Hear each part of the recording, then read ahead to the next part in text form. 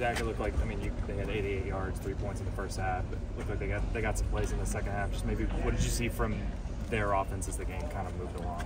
Yeah, a couple different ways to get to create some extra gaps, and gotten some heavier personnels they hadn't done the first half. And we missed some tackles and had some easy layup plays we didn't make either, which just allows them to convert some third and longs and some third downs and then drive, sustain, and just gave up a little bit too much. How tough is it? You got a guy like Theo East just made a couple of big plays out there. What kind of challenges are there with defending a guy like him? I mean, I think as an offense they do a great job.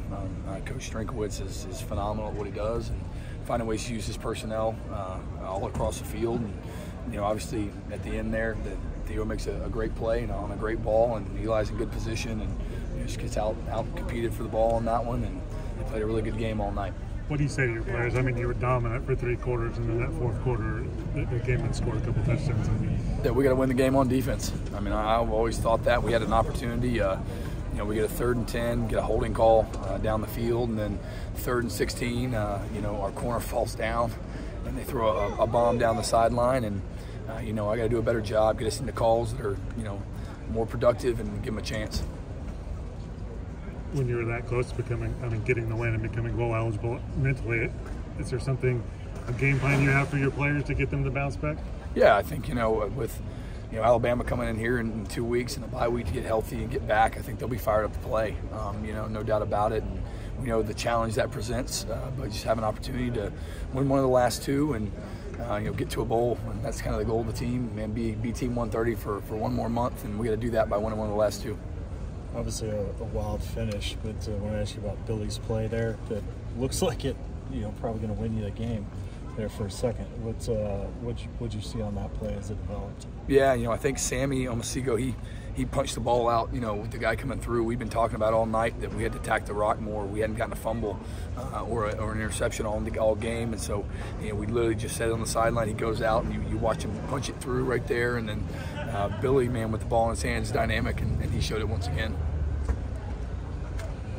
Did this feel like it was Billy's best game of the season? I mean, I know he scored a touchdown, so he hadn't done that yet. I know he did a lot last year, but hard to say right now off the top of my head. We'll kind of find out after we watch the film. When you got a guy like Pine who looked like he finally got rid of it, how hard is it to disrupt that and kind of adjust that when you get deep into the fourth quarter and you just got like a couple of drives left? Yeah, I think, we tried to give him some different rushes, brought some pressure. Obviously, if I could do it again, I'd bring more pressure, try and disrupt him. But hindsight's 20/20. I thought that obviously he's a veteran guy. He's started a lot of games, played a lot of ball, and he's a really good player. And we just didn't execute when it mattered at the end. Did they do anything specifically in the second half to adjust and kind of throw you guys off or on that last drive? Not in particular. They made some nice plays. That's about all I could say. We were, it wasn't like there was a big bust and somebody was wide open.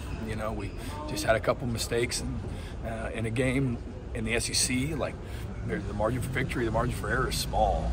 When you make a mistake like that, then everything matters. You never know when the play to win the game is happening, and so you got to play every single down like that. And I think that's just I guess how I would say it. I don't think they drastically change. We just got to execute better.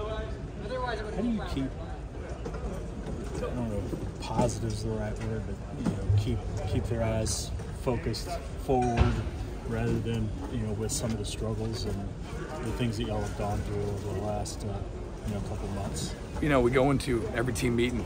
Coach Venables has a windshield up there. Talks about having a windshield mentality, and man, it's about what's coming in front of you and what's next, and you can't look behind or you'll crash. You can't be looking at rearview mirror, and so man, we'll grade this thing tonight. We'll flush it, Monday, correct everything we can, and go right back to work, because that's just who we are and the culture of this team. How hard is it to do that mid-game on the sideline, especially when it feels like defenses keep getting thrown out there with the turnovers, things like that? I mean, I think our guys, like I've said this all year, and I believe it and I preach it.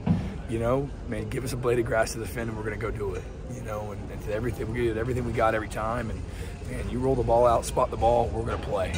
And it doesn't matter the circumstance, doesn't matter what's going on. Our job's to stop them, and that's what we try and do, and create that mindset in our guys. Danny obviously racked up a ton of tackles, and I know there's a lot that goes into that. What would you make of his performance today overall? Thought he played well. Obviously the I think he had like 20, something like that. 19, I think. Yeah, so he had a lot of tackles, and I mean, he's a war daddy. I mean, he goes after it every play. He's got everything he has, and has an incredible instinct for the ball, behind the ball, and just finds ways to make plays. What's stood out to you about the way that Brent has handled, some of the adversities this season? I'm just so, every single day, I'm just so proud.